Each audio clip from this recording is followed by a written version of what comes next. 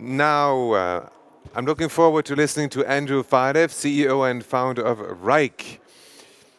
It's a cloud-based work management platform. It supports team productivity, and over 10,000 companies in 120 countries use Wrike. Are we truly embracing the future of work or falling back in old habits? That is his topic. Please welcome Andrew Filev.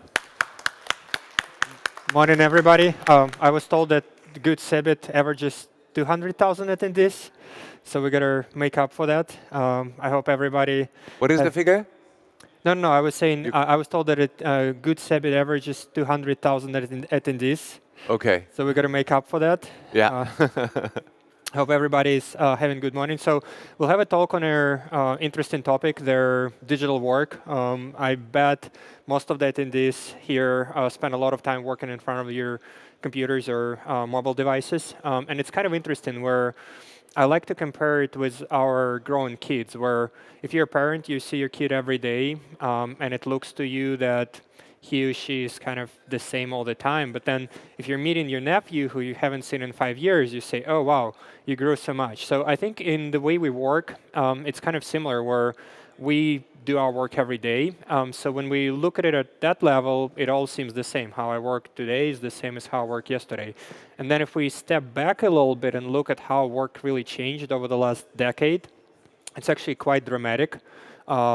Tools, practices, processes, how fast we move, what is expected of us. And there are a lot of things that work great and then a lot of things that don't. So that's kind of their talk in a nutshell. We'll look at what this new technologies and sort of the new pace of innovation brings to us and what it takes from us.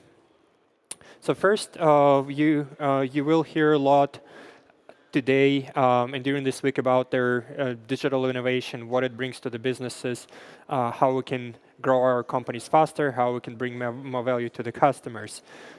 They're typical companies that I like to bring up when we talk about digital revolution. And you've probably heard about most of them. I know Uber was banned in Germany, so unfortunately we can't use it every day here, but it's one of the examples of the companies that brought offline and online together and sort of used the smartphone to creatively deliver physical services through sort of digital devices. Airbnb is the same way. Netflix, LinkedIn changed the way we apply for jobs. So a lot of these companies took something that was traditionally had very little to do with digital and put it upside down, and through that transformed the whole industries and were able to disrupt some of their players in that area. And that is actually the essence of this digital revolution. You either playing it on their winning edge and quickly gaining the market share and growing your business, or you become one of the companies like Blockbuster, which I don't know if how many of you are familiar. This was their biggest retail chain for renting movies in the United States, and it's out of business right now. It was completely disrupted by Netflix and these days instant streaming services.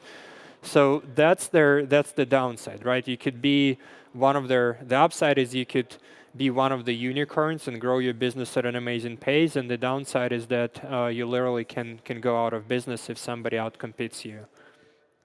And this is kind of the macro picture, right? The economy, the companies, our businesses. When it comes to us personally, there's also quite a lot that's changed. You probably have seen over time the graphs that how the data grows exponentially in the world around us, and how we have petabytes and zettabytes of data. Now, all the data somebody has to process and somebody has to act on it. Guess what? It's you. So we're getting overwhelmed with information and work day to day, and it's becoming harder and harder to separate the noise from the signal. Another kind of slide on this shows typical statistics, and it's kind of funny. I like to say that in the digital work, we're supposed to move at the speed of light, and we're actually still move at the speed of meetings. You'll see in a lot of companies, the way they cope with this digital avalanche is by doing more meetings, because it's just hard to realize what's going on when you have 1,000 emails and tens of thousands of documents. So people just continue meeting in person or over virtual conferencing and kind of doing even more of that. And the mobile devices is another interesting thing. It's sometimes you start thinking, are we managing our mobile devices or are they manage us? And people check them more and more often, spend more and more time with it. So with the power comes the responsibility, and we have to figure out how to put this technology to our best use. And so on the how, I'll start with the high-level thesis, and then I'll go into some more detailed practices. The high level is very simple. Our individual productivity differs quite a lot between the best of us and the worst of us. Typical estimate up to 10 times, and there are different studies, but you've probably seen it in your own work. No matter whether you do marketing or software development or innovation or shipping products, some of your best employees oftentimes are 10 times better than your worst employees. Now, there's been extensive studies of team productivity, and one of them surveyed, I think, more than 3,000 projects. And they figured out that the team productivity differs sometimes 2,000 times. And that gives you an idea of how big is the disconnect between personal productivity and team productivity. And we see it every day, where there are a lot of great companies who have amazing ideas, who have smart people working their backs off from morning till late evening, and they're still losing in the market. So what's the problem? Should they work twice as much? Should they work 16 hours a day? The solution is actually in better teamwork and coordinating their work and moving more efficiently. And we'll talk about a couple of case studies of companies and organizations that were able to do that. And last but not least, we did an extensive survey to figure out what blocks the work for people in this digital realm, and kind of what do they feel stressed about. Surprisingly or not, the biggest factor is the missing information. People have started drowning in those emails and documents, and it's becoming increasingly hard to get your work done. The second runner, and you can see that it's pretty close, is prioritization of tasks. And it sounds like something abstract and funny, but the real, to me, the real life meaning of this is there's more work than we can do, period, right? We just have to live with this notion. There's no way we can do every single idea and every task and every project that's thrown at us. And so it becomes increasingly more important to pick the right one, and to make sure that the right one for me is the right one for you, is the right one for my company. And that's where you can see that huge increase between my 10x and the company 2000x. When the company moves in unison, and when their company sort of, everybody works hard, but the ball gets dropped in between, that's where the huge difference is. Next item, almost as popular, is unrealistic project goals. Absolutely the same. It's the symptom of the same problem. It's just more work than we can physically do around us.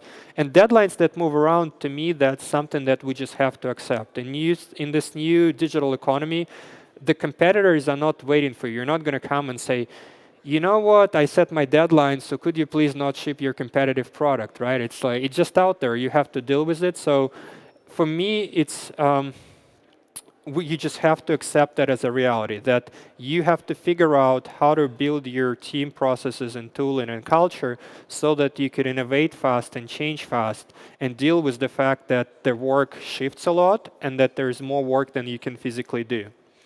So how do we address this? First, at the sort of the macro level, big picture ideas, and then detailed practices. So the big picture idea I've experienced myself in the software world, where when I started more than a decade ago, we moved at their snail pace. We had these big launches once in between 1 and 3 years. The whole industry operated that way. And there was very, very popular chaos report by Chaos Group that said that 80% of IT projects failed and either sort of missed the time or budget or whatever. And then the whole industry, and I witnessed it firsthand, we went through this transformation where we compacted these work cycles from 2 years to 2 weeks and started to move much faster. And what's even more important, every time you completed that sprint in 2 weeks, you learned and you adapted and you changed your process. So we also became an organization that learned much faster. So that's what I've seen in the software industry, and that's what I see right now in other industries that have to cope with this overwhelming amount of digital work. We see it in marketing, we see it in product development, we see it across all sorts of interesting places. And the way to tackle the problem is to focus on the team itself. The work is becoming increasingly nonlinear. To ship something, you have to coordinate the work across different teams. Marketing, for example, right? We moved from this TV campaigns that you plan and you executed strategic marketing plan for a year to almost real-time response where companies launch campaigns every other week. And every single one of those campaigns, it requires creative and design, it requires copy and marketing communications, it requires product marketing, it requires sales support, and so on and so forth. So to coordinate this, you have to completely change the way you operate your teams. And the examples of this transformation, they actually go beyond just computers. One of the most interesting case studies that I've seen was actually in the US Army. I don't know if you know this story, but General Stanley McChrystal, who was leading special operations in Afghanistan, in Iraq first, when they came to the country, they were moving in a typical top-down way, and so it took them days to respond to threats. And then they were forced to, because they were literally losing the war, they were forced to completely change the way they run their teams. And literally, if I remember the stats correctly, they accelerated the number of operations that could do by a factor of 10. So, and that required a lot of sharing and collaboration, which is very untraditional for Army and sort of top-down operation. It required pushing a lot of responsibilities down the chain from the general to people on the ground. And so if that works in their organization that has a history of more than 100 years, that has so many people and is so sort of standardized, it can absolutely work in a typical business context where we've got much more flexibility to innovate and to change how we work. To support that transformation, you also need the right set of tools. Because again, I think it's pretty obvious to everybody I talk to that trying to manage all that overload with tools like email and spreadsheet just doesn't work. If we want to get to this picture of real-time enterprise, we have to change the way we work. So that's the theory. Now, to make it more easier to understand, I'll just pick on three big problems that I see every day, and I'll describe how you can apply those principles in sort of pragmatic day-to-day way. So problem number one, as we discussed, people find themselves spending almost half of their time digging through files and finding emails and correct information. And we see that there's explosion of collaboration tools, but they're not always helpful. Right now, there's a huge wave of popularity for messaging tools, and people sometimes look at that as a solution. But if you ask yourself, well, okay, if instead of getting 50 emails a day, I'll start getting 500 small messages, does it really help me get more done or less done? And the answer is still out there, but to me, I don't think it dramatically changes the dynamic. What you need to be able to go through this amount of document information quicker is to be able to collaborate in context. What I mean by that is that it's not enough to have your individual email inbox. It's not enough for you to have access to my Dropbox account with 10,000 files, or Google Drive, or Microsoft OneDrive. What you need is almost a business operating system. Think of it as SAP for digital economy, where if you're managing your physical warehouse, you want to have a system where you know how much inventory you've got, and you can track your purchase orders and so on and so forth. So in digital world, if you've got a goal to ship this product to market in a couple of months, you need to have a system where all the information that's related to that goal is right there. So you don't have to look through thousands of emails and documents and try to assemble 20 spreadsheets together and figure out which one is the correct version. Everything should be up to date and in that particular context to the level of very small detail. For example, when I was preparing for the CeBIT show, we had our own space where every related information and document was together. And then it sort of was segmented by different talks, different tracks, so I could easily see it in real time and prepare, be it on mobile device, in the airport, or laptop, and so on. The next is the work overload. Again, there's, as a matter of life, there's more work than we can physically do. And so we internally, it's interesting, our backend architect once gave a talk where he estimated how much work is what he calls a waste. And just to be clear, he's very sort of very realistic person. When we say waste, it doesn't mean that it's just absolutely dumb work. It all looks like a smart work. But where it's waste, it means that we start doing something and then we figure out down the course that they're sort of higher priority and you put something that you started on hold. Well, it's a waste because if you haven't shipped it, basically you're in the physical world, that would be building your inventory. Kind of you have your inventory, but you're not selling it. In the digital world, it's the same. You started working on the project, you put it on hold. Well, all this time that you invested so far, it's wasted. So he estimated that in our team at that time, about 30% of work of his team was kind of this waste, and he had a big campaign on how we as a team could reduce that.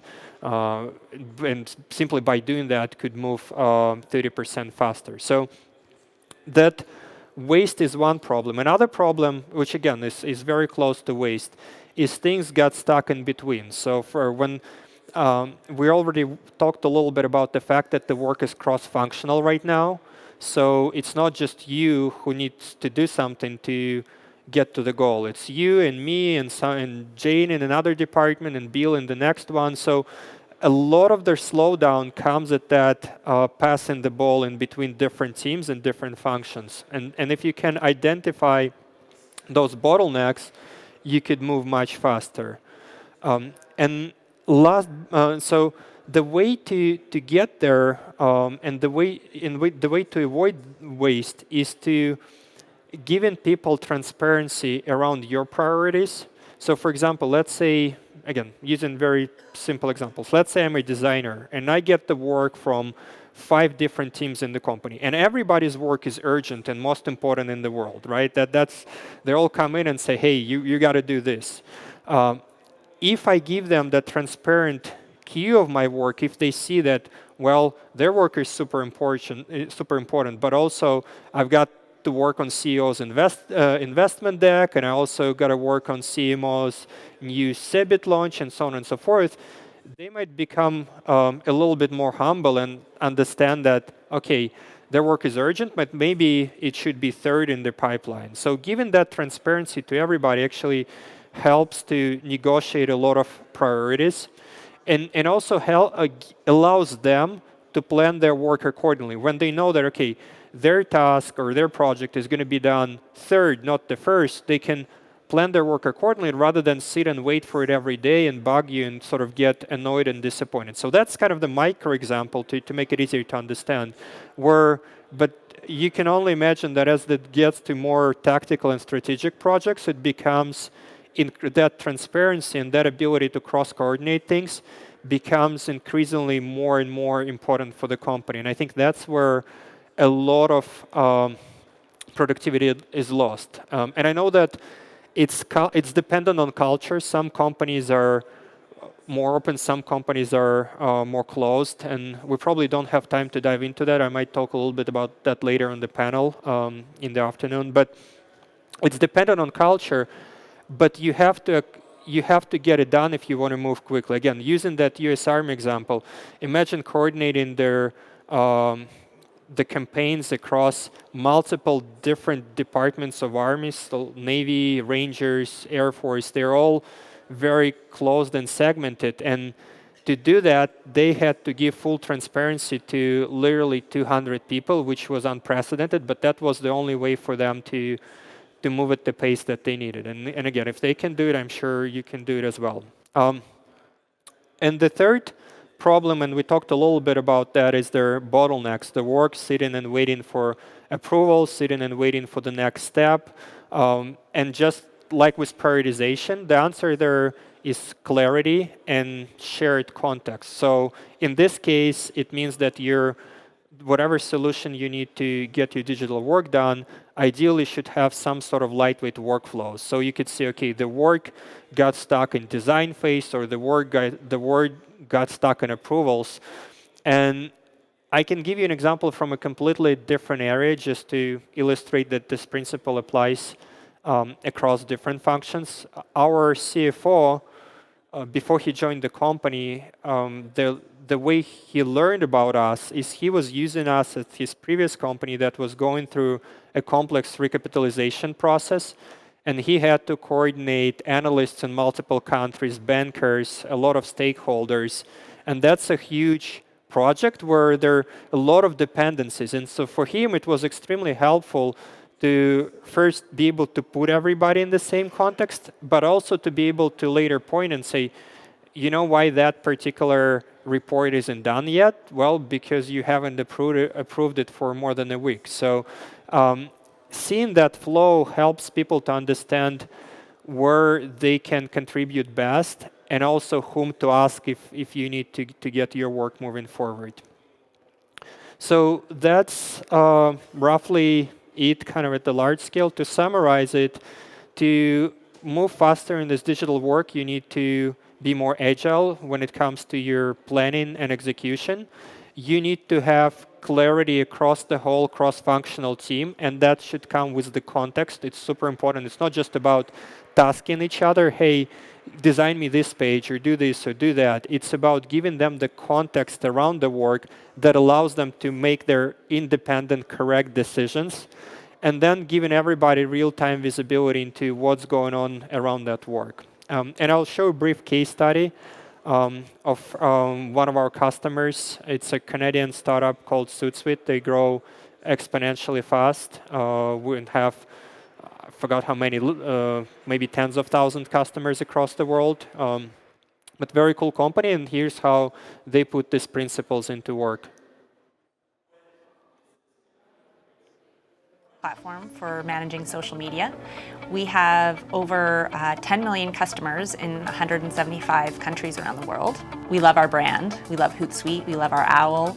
And our brand team really bring, the story behind all of our campaigns and releases. They bring the emotion and the feeling that our customers can connect to. Our marketing team grew really quickly. I joined about 2 years ago, and we had about 40 people, and now we're close to 100 people across the world. A marketing operations team and group is very important within a growing company. It helps people funnel requests and helps people direct traffic to the right people at the right time, and making sure that the marketing engine runs smoothly. Oftentimes when people go directly to creative team or our automation teams, they interrupt task workflows that are already existing in the queue. Before Wrike, we used a combination of tools as well as Google Docs and Google Sheets. We often have to collaborate with different departments across Hootsuite, so it made it really time consuming to go from one system to another system, and plus you didn't know how they were using the other system. Working in silos across different departments and teams, it often leads to doubling up effort, so Wrike is a great place for us to acknowledge what tasks are being done. One of our core values here at Hootsuite is always to find a better way, and Wrike helps us do that. Good, so that's it. Let's open it to questions. Here we go. Here's your mic. Hi. You talk about transparency, and I'm wondering, if I have a big company and we have different departments, and some departments cannot access the information, how do we have the solution for that? if we use a central platform for collaboration. And could you elaborate? They can't access it because of the regulations or because of the corporate culture? Because of the culture and also because of the information. I mean, if I have like innovation hubs and I have some strictly information that I share only with my research and department area, but I also have IT that is not that doesn't access to that information. How do I do the transparency? I think there are two tips that I can give. One is I would highly recommend picking the platform that allows selective sharing. Because oftentimes the platform is kind of all or nothing, so you could either bring everybody in or bring nobody, and then it's a problem, right? Because say, I'll use again simple examples, marketing, right? So let's say you've got your marketing workspace and you've got outside contractor. Well, you might not necessarily want to show them everything, including your strategic plans, but at the same time you want their work on some little project. So make sure that the platform that you're using allows you to selectively bring people into the right context, and that's again where collaboration in context helps, because you can give them as much or as little context as is best for the job. Now, that said, the bias should always be towards giving as much context as you can, and oftentimes their company organization needs to go through existential crisis to embrace that approach. Again, using that army metaphor, they didn't do it because somebody was like passionate about innovation or whatever. They were losing the war on the ground, and they sort of, that was the only way for them to survive and win, right? And oftentimes for the companies, it takes the same existential crisis where you're almost sort of sent out of the market like Blockbuster by a competitor, and somebody sort of rallies their team around and says, okay, we got to do something about it. And that's when you can really change the culture in a radical way. If there's no that existential threat, usually it's very hard to change it dramatically, so the first advice would work better. Sounds like if you want to have a change in your company, run it into the ground first so that everyone is shit scared and then they're ready for change. Well, so somebody will do it for you. The competition is working on that 24/7, so you don't have to apply efforts. Doesn't need an extra effort. Here's another question. Here you go. Ladies, why don't you stay? I reserved seats for you over here in the very front. Yes, those seats are for you, especially for you. Hi there, Eric Hesseldahl from Recode. So how do you actually go about measuring productivity within your customer companies? I mean, what is the status that they start at, and then how do they know that their productivity is actually improving? And I say this as a skeptic of all the many tools that are coming on the market, such as yours, such as Trello, such as Slack, because I feel like I've seen this dance before. I've seen the social collaboration tools intended to kind of cater to the so-called millennials in the workforce. So I want to know about how you actually measure and find results. Good. So first, the tangent comment on their social enterprise social networking tools. I totally agree, and we could have a separate conversation on why that didn't work and so on. Now, I'm a believer that you should measure productivity in their outcome that's important for the business. So ideally, you should, if you can measure the impact on revenue, that is great, right? If you cannot, if that's not required or too hard, you can measure an impact on their sort of the shipping velocity. Again, using the marketing team example, how many marketing programs can we launch a quarter? Did this number change when we went through this transformation? I think that's the best. You can try to measure time saved, and that's first that comes to mind. But then, and we'll actually plan to commission a study. But I think it's just more appealing for you to see what you care about, and you care about getting to market faster, one way or another, right? It's either top line or bottom line, it doesn't matter, but getting to market faster affects both. Andrew Filev, thank you very much. Thank you. It's been very impressive.